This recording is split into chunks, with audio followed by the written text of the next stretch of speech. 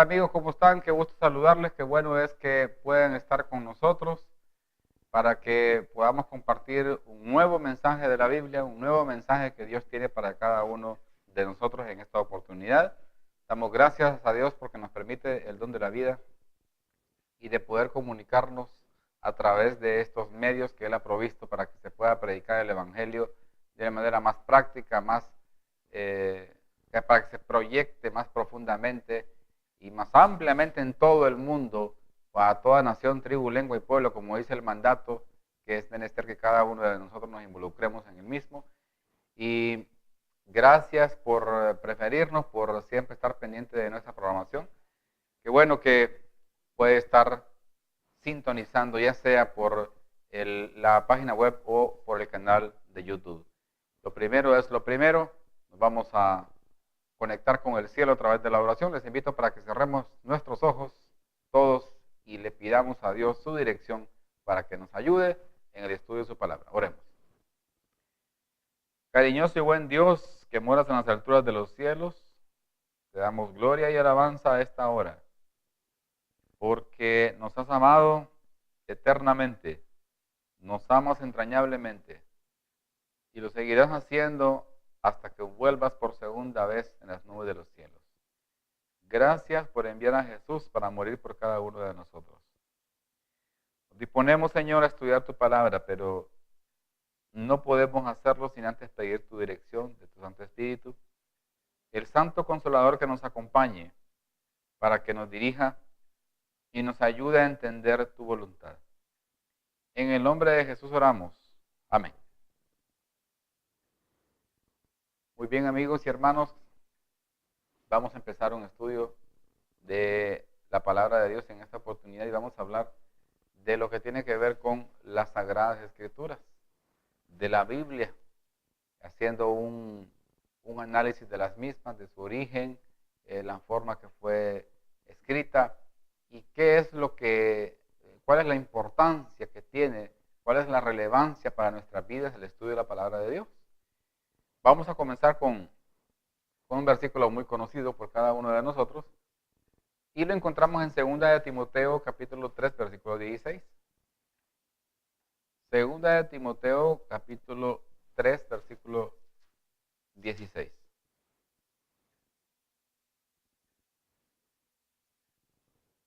Dice: toda la escritura es inspirada por Dios y útil para enseñar, para redarguir, para corregir, para instruir en justicia. ¿Qué dice aquí? Dice que toda la escritura, no dice alguna, no dice solamente el Nuevo Testamento, no dice solamente, de hecho, cuando se escribió esta carta por parte del apóstol Pablo para Timoteo, pues en ese tiempo no existía el Nuevo Testamento que conocemos hoy, desde Mateo hasta Apocalipsis, eso no existía. Lo que existía y a lo que Pablo se está refiriendo acá es el Antiguo Testamento, desde el Génesis hasta el profeta Malaquías. Entonces, leyendo lo que dice el versículo de nuevo, dice que toda escritura no está exceptuando nada, no está parcializándose por aquí, parcializándose por allá, no, está incluyendo toda la escritura, desde el Génesis hasta el Apocalipsis, que toda la misma es inspirada por Dios. Quiere decir que la misma escritura fue el Espíritu Santo, fue Dios que envió su Espíritu a los santos hombres de Dios para que la escribieran. ¿Y para qué sirve la escritura? Vamos de nuevo al versículo, ¿para qué sirve la escritura? 2 Timoteo 3:16. Es inspirada por Dios. ¿Y es útil para qué? Es útil para enseñar, dice. Y cuando menciona la palabra enseñar, nos estamos imaginando, ya se nos viene en la mente la forma de un maestro, alguien que enseña, alguien que instruye, alguien que fomenta una educación, un nuevo conocimiento. Es útil, dice la Escritura, para enseñar. O sea, nos imparte conocimiento, nos ayuda a entender cuál es la voluntad de Dios. También dice que es para redarguir. ¿Qué es en sí esa palabra de redarguir? Redarguir quiere decir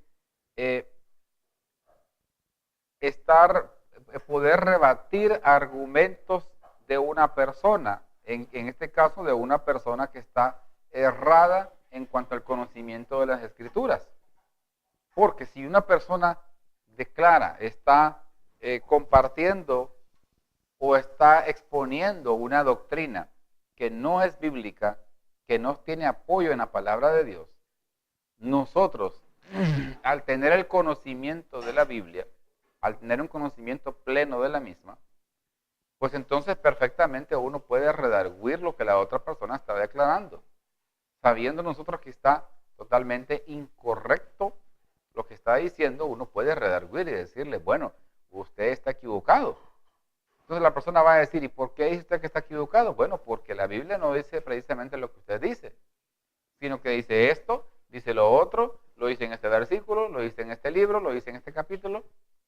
Y así uno puede redarguir y en realidad corregir y llevar a la persona al conocimiento pleno de las Sagradas Escrituras. Porque se da mucho eso hoy. La misma palabra de Dios en profecía del apóstol Pablo declara que van a haber algunos que van a torcer la doctrina. Y se van a corromper, se van a amontonar cada uno según sus propias doctrinas, sus propias teorías, propios argumentos.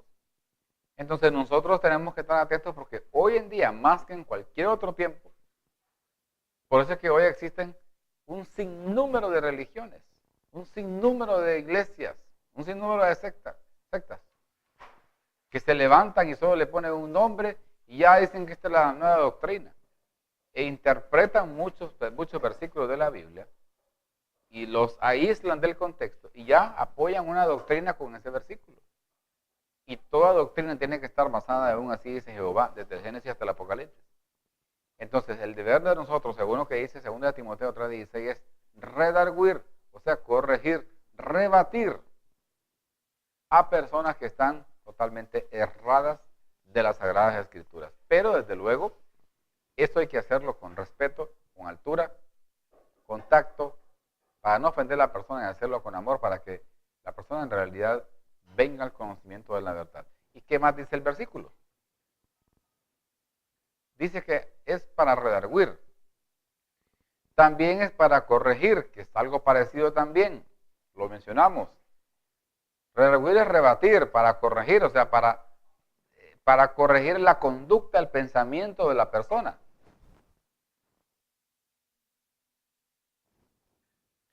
También dice que es ¿para qué sirve la palabra de Dios? Para instruir en justicia. Para instruir en justicia, o sea, para que la persona pueda tener actos, pueda tener un conocimiento justo de la palabra de Dios. Un pensamiento justo, un juicio que esté de acuerdo a lo que dicen las Sagradas Escrituras. No que esté torcido, sino que enderezarlo y que la misma persona pueda vertir comentarios y pueda tener una conducta que esté de acuerdo con la voluntad del Señor. Entonces, toda la Escritura es inspirada por Dios, de eso no nos cabe la menor duda. Salvo que podemos decir que todo es inspirada por Dios, sí, pero escrita, hay una porción de las Escrituras que Dios no se la reservó a nadie. O sea, mejor dicho, hay una porción de las Sagradas Escrituras que Dios no le permitió a ningún hombre, ni a ningún ser mortal, por muy patriarca, por muy profeta, por muy apóstol, que la escribiera él, sino que se la reservó él mismo para escribirla con su propio dedo. ¿Cuál es esa porción? Bueno, esa porción es los 10 mandamientos. Los 10 mandamientos que aparecen en Éxodo 20 es esa porción de la Biblia que solamente Dios se reservó a escribirla, nadie más. Los 10 mandamientos no se la dio a Moisés. Yo mismo la voy a escribir con mi propio dedo. Entonces vemos cómo Dios nos ayuda con este versículo a tener un concepto un poco más amplio de las Sagradas Escrituras. ¿Para qué nos sirve? ¿Quién la inspiró? ¿Cuál es la utilidad de la misma? Ahora, si nosotros vamos a Hebreos 1.1, encontramos algo bien interesante. Hebreos capítulo 1, versículo 1. Dice así. Hebreos 1.1. Dice, Dios, habiendo hablado muchas veces y de muchas maneras en otro tiempo a los padres por los profetas. Dice, habiendo hablado muchas veces y de muchas maneras en otro tiempo, ¿a quiénes? A los padres por los profetas. O sea, ¿quiénes recibieron la revelación? Los profetas.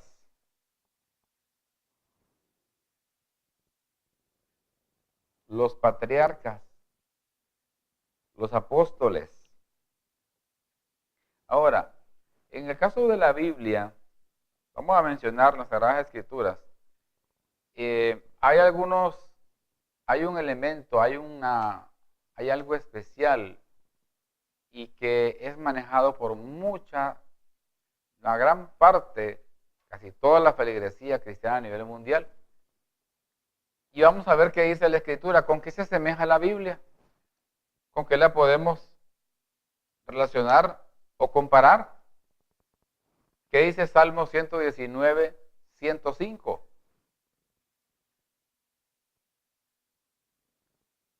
Salmo 119, 105, ¿qué dice? ¿Con qué se compara la Biblia? Lámpara es a mis pies tu palabra y lumbrera a mi camino. O sea, la Biblia la está comparando aquí el salmista con una lámpara. ¿Qué hace la lámpara, mis queridos amigos y hermanos? La lámpara lo que hace es alumbrar, irradia luz, da claridad a un camino oscuro donde hay tinieblas. Hoy en día se da mucho que la gente pasa mucho en tinieblas. Y ahí me preguntan, y hermano, ¿por qué será que hay muchas religiones? Cada quien dice que tiene la verdad. Y yo les digo, no nos podemos llamar a engaño, es sencillo. La Biblia dice en San Juan 17, 17 que santifícalos en tu verdad, tu palabra es la verdad. La palabra de Dios es la verdad de Dios. Pero ¿qué pasa? Cada quien toma un versículo y lo quiere entender a su manera. Y yo digo siempre, nosotros tenemos que acomodar nuestros pensamientos a lo que dice la Biblia, no acomodar la Biblia a lo que dicen nuestros pensamientos, porque entonces estamos en problemas. Y cada quien se forma su propia doctrina, su propia iglesia, agarra un versículo, lo entiende a su manera, lo saca fuera del contexto. Vamos a cerrar ahí con ese versículo. Y entonces se vuelve que cada quien agarra su propia fe, su propia creencia y hace su grupo. Pero aquí dice que la lámpara que alumbra es la Biblia, la palabra de Dios. Tenemos que someternos nosotros a lo que dice la Biblia. Nos guste o no nos guste. Esta es la voluntad expresa de Dios, lo que dice acá. Hay muchos que hoy en día, al final yo converso con ellos y al final asientan en realidad. Dan la razón, pero es que no se puede. Es imposible hacerlo. Es bien difícil hoy en día hacerlo. Y yo les digo, pero la Biblia lo dice. Si la Biblia no lo dijera, si la Biblia si Dios no nos aconsejara a través de la Biblia de hacer esto, de hacer lo otro, y si en este tiempo no hubiera sido posible hacer eso, bueno, seguramente Dios hubiera utilizado métodos para cambiar esa doctrina, o ese mandato, o lo hubiera eliminado de alguna u otra forma. Si en realidad nosotros no hubiéramos tenido la capacidad de obedecer, de cumplir, de hacer la voluntad del Padre. Pero está ahí, les digo yo. Si está ahí es porque en realidad existe esa posibilidad. Voy a poner un ejemplo en el mensaje de Noé. ¿Creen que la mayoría aceptó el mensaje de Noé? No. ¿Cuántos vivían? Miles de millones de personas. ¿Cuántos aceptaron el mensaje de Noé nada más? El mensaje de Dios, mejor dicho, porque es el mensaje de Dios que lo transmitió a través de Noé. 8 personas nada más. Entonces, en estos días de oscuridad, de que hay un sinnúmero de religiones, tenemos que atesorar esto que dice que lámpara es a mis pies tu palabra y apegar nuestras creencias a lo que dice la Biblia. Y así sea que esté en contra de nuestros prejuicios, de nuestros paradigmas, de cómo nos formaron en el hogar, de cómo nos formaron en tal iglesia. Yo creo lo que dice la Biblia. Llueva, truene, relampaguee, yo creo en lo que dice la palabra de Dios, porque es la voluntad de Jehová. Pero empieza mucha gente a decir, pero hermano, pero es que mi papá, mi mamá me enseñó esto toda la vida. En la iglesia donde yo me congregué, me han enseñado esto por toda la vida. O la persona con la que yo me crié me enseñó esto por toda la vida. O yo así lo he creído, lo he entendido toda la vida. Pero es que la Biblia dice que la luz de los justos, el conocimiento de los justos va como la aurora, como la aurora.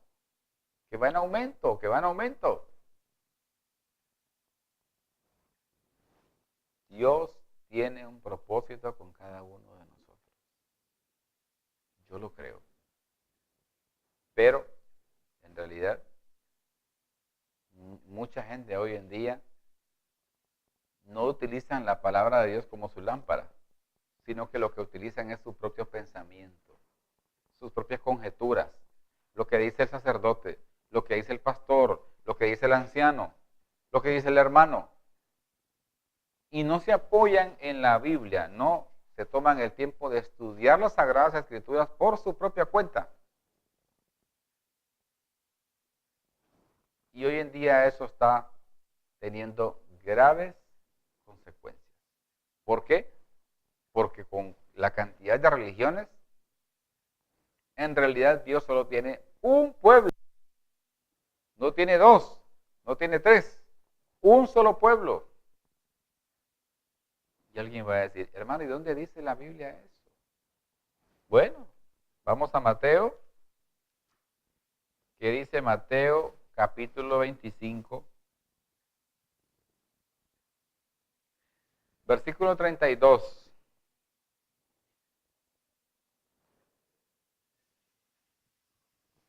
Vamos a leer el 32 y luego el 33. Y serán reunidas delante de él todas las naciones y apartará los unos de los otros, como aparta el pastor las ovejas de los cabritos. Versículo 33. Y pondrá las ovejas a su derecha y los cabritos ¿a dónde? A mano izquierda. ¿Cuántos grupos aquí? Porque el contexto de este versículo es el mismo sermón de las señales del tiempo del fin, que comienza en Mateo 24. Es el mismo sermón de Jesús. Está diciendo que en el tiempo del fin solo van a haber ovejas al lado derecho y cabritos al lado izquierdo. Nada más. No van a haber 3 grupos, 2 grupos y medio, ni 4, no, solo van a haber 2. Entonces, lo grave de este asunto, que por mucho que hayan cientos y miles de religiones, es que solamente hay una sola religión, un solo pueblo santo que Dios tiene sobre la tierra. Y que al final se va a ver confrontado contra todas las huestes del maligno. Son 2 grupos. Las ovejas y los cabritos. ¿De qué parte está usted? ¿De qué parte le gustaría estar a usted? Me van a decir de parte de Dios, de parte del pueblo de Dios. Pero ¿cómo identificamos a ese pueblo? ¿Cómo sabemos que estamos en la verdad? San Juan 17:17. Santifícalos en tu verdad, tu palabra es la verdad. Lámpara es a mis pies tu palabra. Si no tenemos la palabra de Dios como lámpara, sino que la lámpara es la palabra de cualquier ser humano, entonces vamos a tener problemas. Y nos vamos a correr el riesgo, el serio riesgo de estar en el lado equivocado, pensando que estamos haciendo lo correcto. Miren lo que dice el mismo capítulo o el mismo libro de Mateo sobre el respecto. Dice el versículo, capítulo 7, versículo del 21 al 23. Miren qué interesante lo que dice aquí. Dice, no todo el que me dice que, Señor, Señor, entrará en el reino de los cielos, sino el que hace la voluntad de mi Padre que está en los cielos. Muchos me dirán en aquel día, Señor, Señor, ¿no profetizamos en tu nombre? Y en tu nombre echamos fuera demonios, y en tu nombre hicimos muchos milagros. ¿Qué es lo que dice el versículo 23? Y entonces les declarará, nunca os conocí, apartados de mí, hacedores de maldad. Pero ¿cómo es eso? Que nunca los conocí si ellos dicen que en el nombre de Jesús echaban fuera demonios, profetizaban, hicieron muchos milagros. ¿Por qué? Porque mucha gente hoy en día lo que está haciendo es condicionando si cree o no cree a base de milagros. Su fe está basada en el milagro. Y si usted está basando su fe en los milagros, le tengo una mala noticia. El diablo también tiene poder para hacer milagros. Y hoy en día se corre el riesgo de que usted sea engañado. Si solamente se basa en el poder sobrenatural, el diablo lo puede hacer. Y hoy en día se le va a permitir hacer más manifestaciones y más grandes de las manifestaciones de poder, porque lo tiene. Así que su fe no debe estar basada en milagros, sino que en un así dice Jehová. ¿Ustedes creen que Jesús hizo milagros delante de Satanás? No. ¿Cómo le respondió Jesús? ¿O cómo contrarrestó la tentación de la que estaba haciendo objeto? Con un así dice Jehová. No lo contrarrestó de otra forma. No que con argumentos y yo te voy a decir esto, lo otro, no.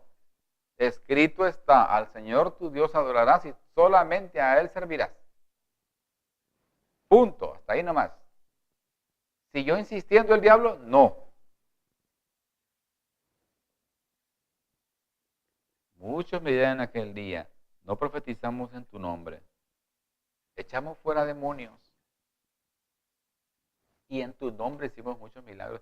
Y aún así, Jesús no les dice, miren, es que en un tiempo estuvieron conmigo ustedes, pero después se apartaron. No les dice eso.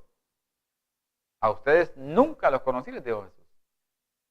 Quiere decir que si usted se congrega o cree que una iglesia es la verdadera iglesia de Dios solamente por hacer milagros, le cuento lamentablemente que eso no tiene ningún asiderio bíblico, que no tiene ningún fundamento y que el diablo lo puede engañar o ya lo está engañando a usted.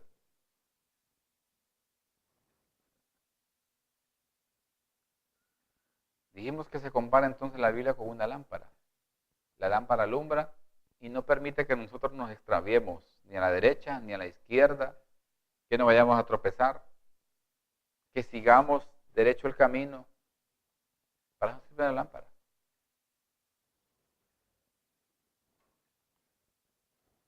¿Cuál es el beneficio que tenemos con leer la Biblia? ¿Será que tenemos beneficios? Segunda de Timoteo 3.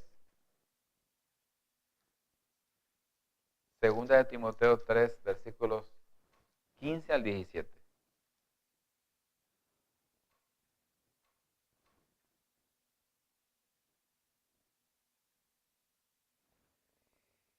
Dice, y que desde la niñez has sabido las Sagradas Escrituras. Pablo le está escribiendo aquí a Timoteo. Timoteo era muy joven.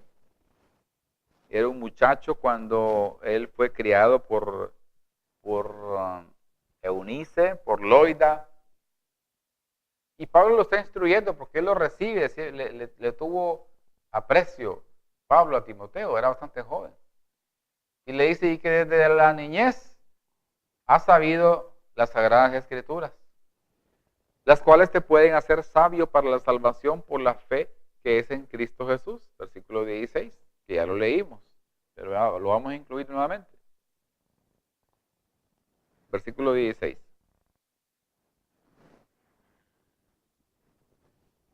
Toda la Escritura es inspirada por Dios y útil para enseñar, para corregir, para redarguir, para instruir en justicia. Y dice el versículo 17, a fin de que el hombre de Dios sea perfecto, enteramente preparado para toda buena obra. Entonces, ¿qué beneficio proporciona estudiar la Biblia? Bueno, que nos prepare, que nos haga lo suficientemente competentes, que nos ayude a desarrollar la fe, que nos ayude a tener un conocimiento pleno de las Escrituras, que nos ayude a arraigar más nuestra confianza, nuestro conocimiento en Dios. Dice que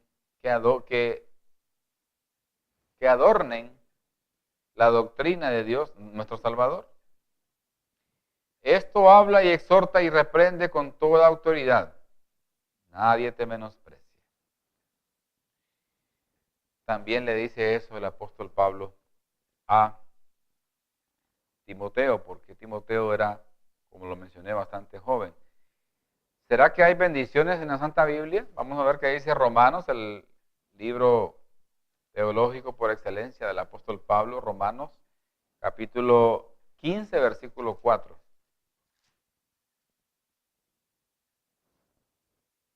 Dice el mismo, porque las cosas que se describieron antes, para nuestra enseñanza se describieron, a fin de que por la paciencia y la consolación de las Escrituras tengamos esperanza. Como dice, vamos a leerlo de nuevo, porque las cosas que se escribieron antes, para nuestra enseñanza se escribieron, a fin de que por la paciencia y la consolación de las Escrituras tengamos esperanza.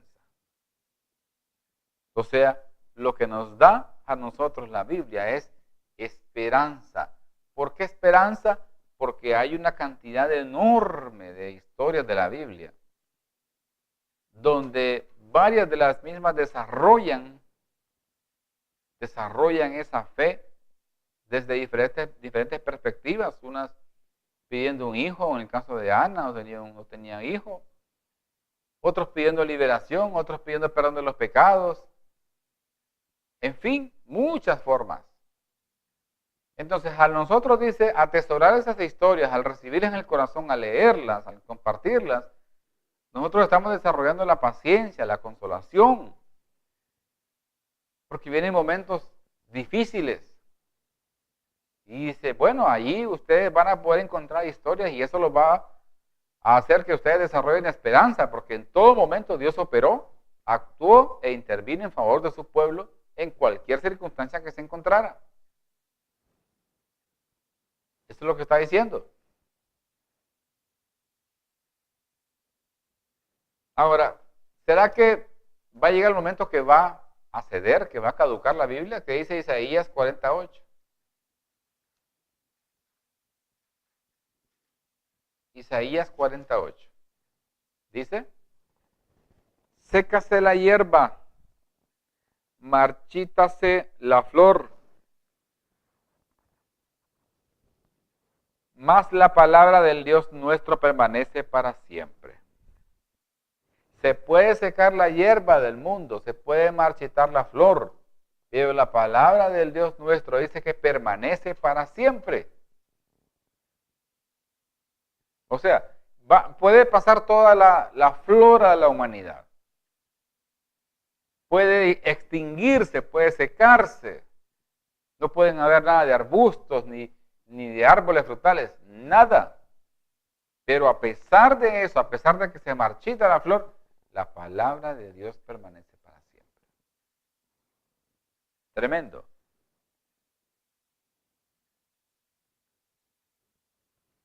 No se trata de que la Biblia va a tener un tiempo de que va a caducar, que ya se venció y esto ya no es para nosotros, no. Ahora, si nosotros vamos a Deuteronomio, capítulo 6, versículos 7 y 8.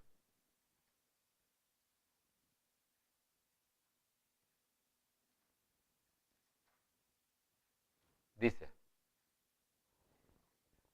y las atarás como una señal en tu mano, y estarán como frontales entre tus ojos.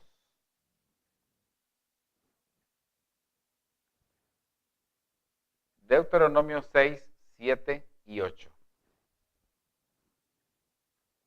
Y las repetirás a tus hijos, y hablarás de ellas estando en tu casa, y andando por el camino, y al acostarte y cuando te levantes. Y el versículo 8 dice, y las atarás como una señal en tu mano, y estarán como frontales entre tus ojos.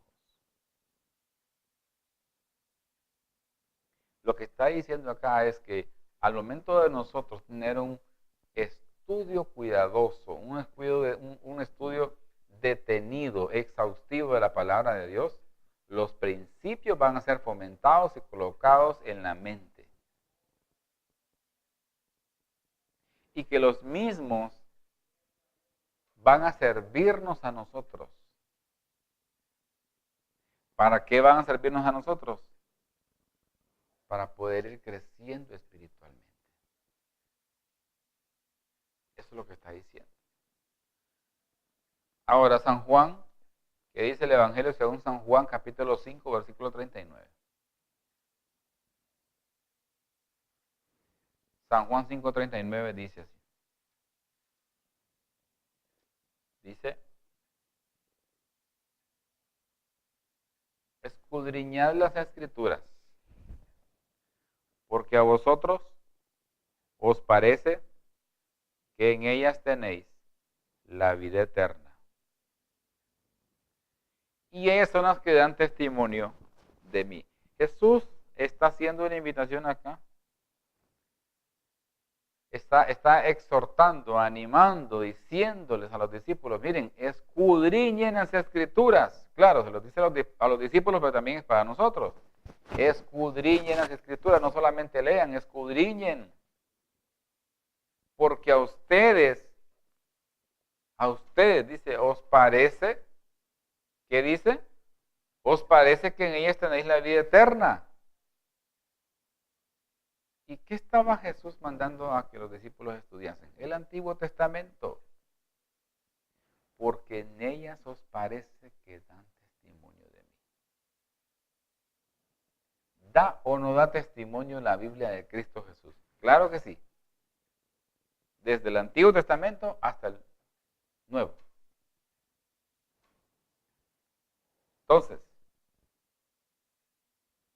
nos hace una invitación a escudriñarla, al poder estar, a poder estar pendientes. El espíritu de profecía dice que los adventistas somos colocados como vigías. Los que estamos vigilantes, pendientes de lo que pasa para anunciarle a la gente. Pero para eso tenemos que escudriñar las escrituras, porque si alguien viene, por ejemplo, y predica una doctrina falsa, y si nosotros no estudiamos bien la Biblia, lo que podemos decir es cuando alguien, y más cuando predica bien, y la persona hace esto, hace lo otro, lo que hace uno es agachar la cabeza y aceptar. Mucha gente es lo que hace. Pero no se toman el tiempo de venir y escudriñar por su propia cuenta las escrituras, para no ser engañados, porque ahí se corre el peligro de que seamos engañados.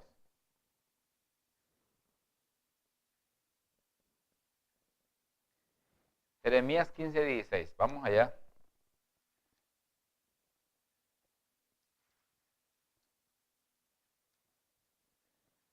Dice Jeremías 15:16. Fueron halladas tus palabras y yo las comí, y tu palabra me fue por gozo y por alegría de mi corazón, porque tu nombre se invocó sobre mí, oh Jehová, Dios de los ejércitos.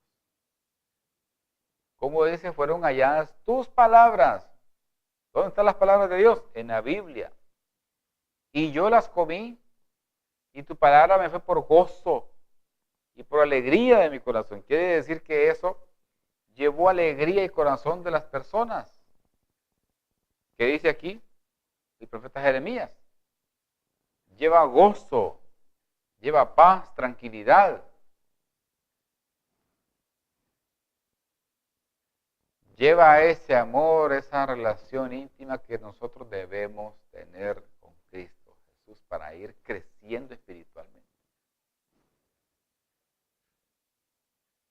¿Qué dice Apocalipsis 1:3 referente a este tema?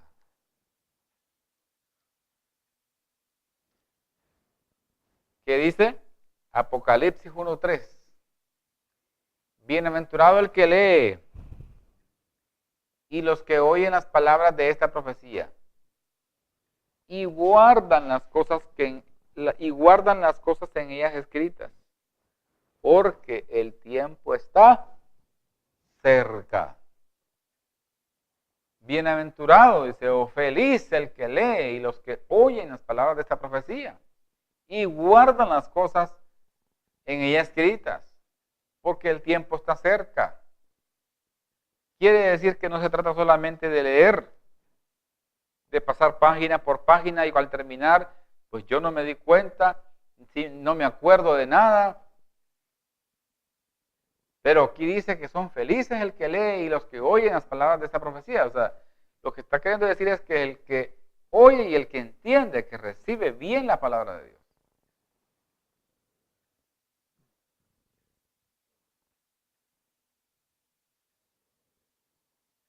Practicar ardientemente sus enseñanzas. Esto es parte también de nuestra formación esencial, lo más importante que necesitamos. De las cosas más importantes, practicar ardientemente sus enseñanzas. De acuerdo a lo que leímos en Apocalipsis 1:3. Como Juan exhorta que bienaventurado el que guarda las palabras de este libro. ¿Por qué? Porque hay muchas cosas que son tomadas como por secreto por la feligresía evangélica, protestante en su mayoría. ¿Qué dice San Juan o Isaías 8:20? Isaías 8:20.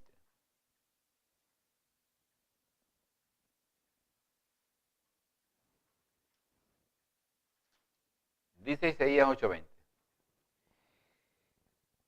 ¿Cómo debemos de juzgar a una persona? Bueno, ahí dice a la ley y al testimonio.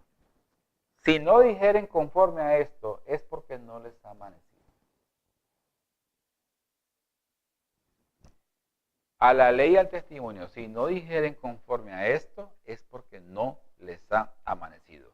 Si una persona viene fomentando una nueva doctrina, tenemos que decirle, usted está a favor de la ley, o sea, de los 10 mandamientos, están en concordancia, pero también dice, a la ley y al testimonio. ¿Qué testimonio estamos dando nosotros? ¿Estamos dando un testimonio ante el mundo que en realidad somos hijos de Dios?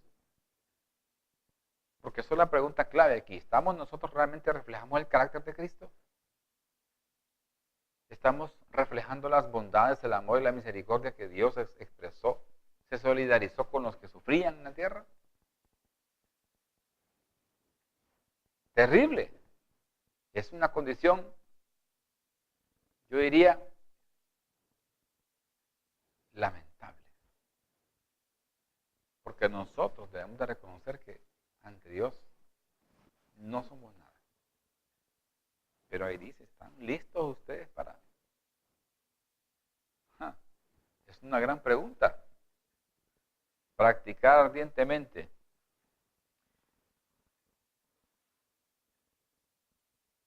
¿Qué dice segunda de Pedro 1, 19, 21?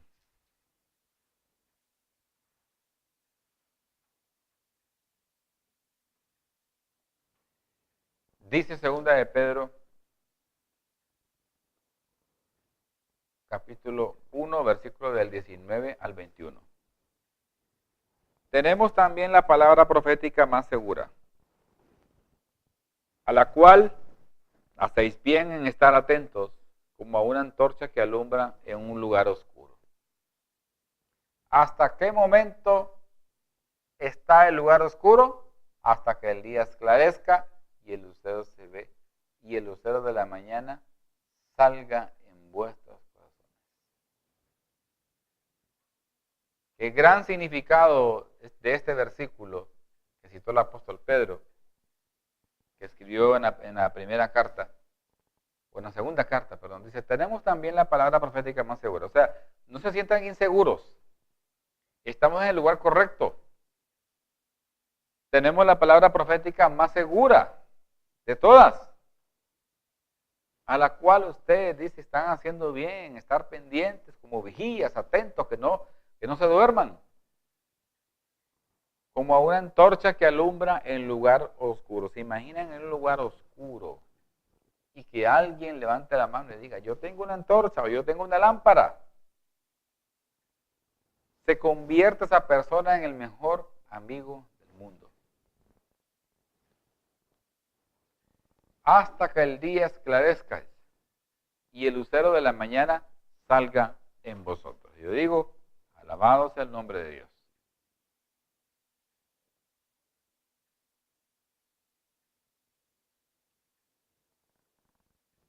Entonces vemos hoy en día, queridos amigos y hermanos, cómo nosotros, de acuerdo a lo que dice el apóstol Pedro, solamente en el versículo 19, todavía nos falta el 20 y el 21, ¿cómo podemos nosotros extraer esa lección de lo que él mencionó allí, del apóstol Pedro? Cómo este apóstol, este hombre de Dios, tuvo un cambio radical, una transformación completa cuando el Espíritu Santo lo tocó, tomó posesión de él y desde luego también de los demás 119 discípulos, que en total son 120. ¿Cómo tuvo un cambio después de ser aquel hombre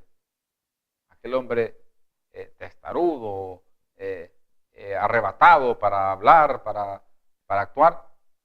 Se convierte en un hombre de Dios. El Espíritu Santo toma posesión de él. Predica un sermón en Hechos capítulo 2 y 3,000 le creen a Pedro, creen que Pedro está dando ese sermón por obra del Espíritu Santo. Y al terminar se sienten compungidos, se sienten culpables y se arrepienten, se sienten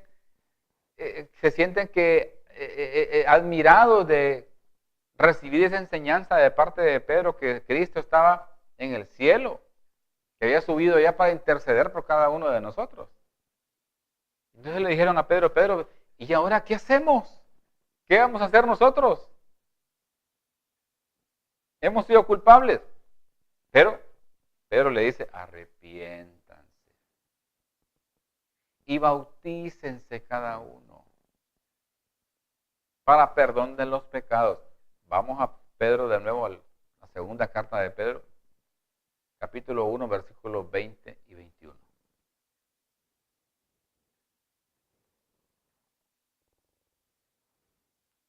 Entendiendo, dice, mero esto, que ninguna profecía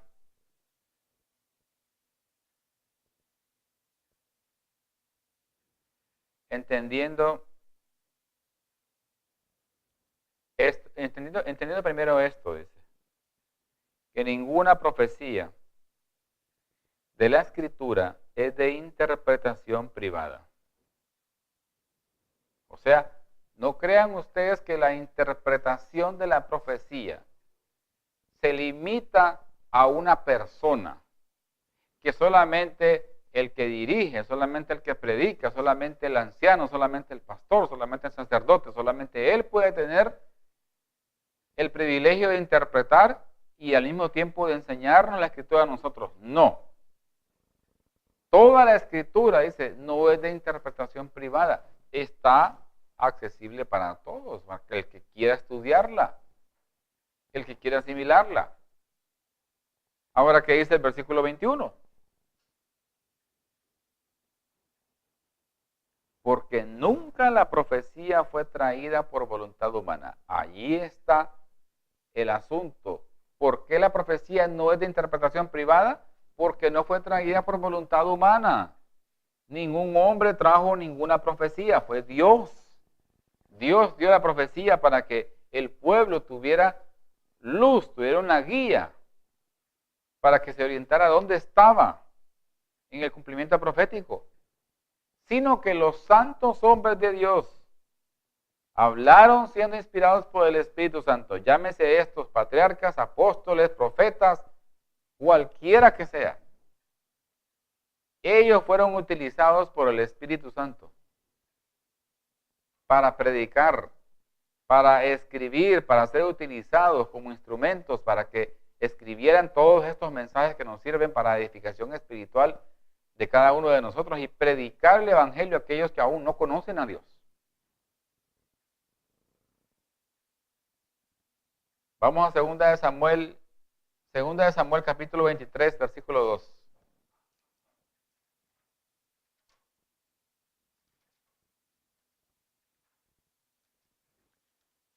Segunda de Samuel capítulo 23, versículo 2. Dice así: el Espíritu de Jehová ha hablado por mí, y su palabra ha estado ¿dónde? En mi lengua. Dice que el Espíritu Santo de Jehová ha hablado por mí. Son las últimas palabras de ahí del rey David. Y su palabra estaba en mi lengua. Quiere decir que cada vez que alguien iba a declarar una palabra, y eso quedó registrado aquí en la Biblia, es el Espíritu que toma posesión de la persona. Y no es ella en sí el que escribe, es el Espíritu. He ahí la importancia, la necesidad imperiosa de que nosotros sometamos los prejuicios y paradigmas a lo que dice la Biblia. Porque si no lo hacemos, entonces lo que estamos realizando es una lucha contra el Espíritu que inspiró a los santos hombres de Dios a escribir esto. Es donde hay que tener gran cuidado. Porque si decimos, si empezamos a acomodar la Biblia, a quererla hacer a nuestra conveniencia, no.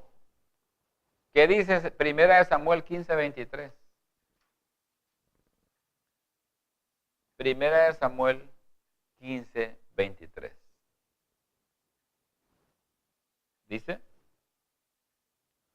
porque como pecado de adivinación es la rebelión, y como ídolos e idolatría la obstinación, por cuanto tú desechaste la palabra de Jehová, él también te ha desechado para que no seas rey. Hermanos y amigos, ojo con esto, hay que tener gran cuidado. Si nosotros desechamos la Biblia o desechamos una parte de ella y empezamos a decir, no, es que esto no era para nosotros, era para los otros, era para aquellos, y esto solamente me quedo con el Nuevo Testamento, ya el Antiguo Testamento lo saco. Dios también nos va a desechar a nosotros, tengamos cuidado con esto. No estemos ya jugando a ser cristianos, están diciendo, no, esto no es para mí, esto es para aquel.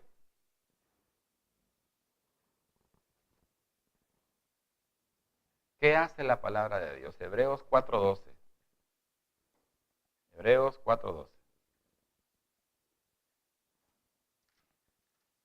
Dice Hebreos 4:12, porque la palabra de Dios es viva y eficaz y más cortante que toda espada de dos filos, y penetra hasta partir del alma y el espíritu y las coyunturas y los tuétanos y discierne los pensamientos y las intenciones del corazón.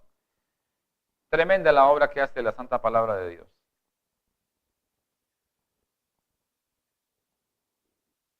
Hay que estudiar y obedecer la palabra de Dios.